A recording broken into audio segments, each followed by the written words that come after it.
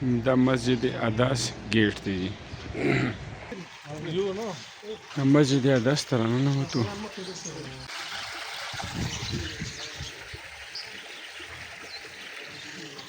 کوم چې مخکې د انګورو باغ و دلته مخکې ورځو ګورو.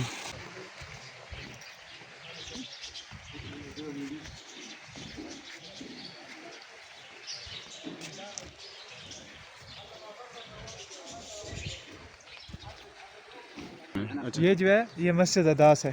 مسجد اداس. इधर जो है अदास ने अंगूर आप सल्लल्लाहु अलैहि वसल्लम को पेश किए थे.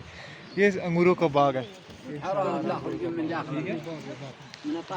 ये नहीं पता इधर से उसने खोए इस बाग से खोए उससे खोए या इससे खोए. اداس وته چې کوم دی انګور پیش کړي و دا د انګورو باغ دی. دا هغه وخت دننه راننوتو زیارت لې او دا اداس مسجد دی. سبحان الله. دیر ہے بوټي او دا لاندې صحن ماشاءالله.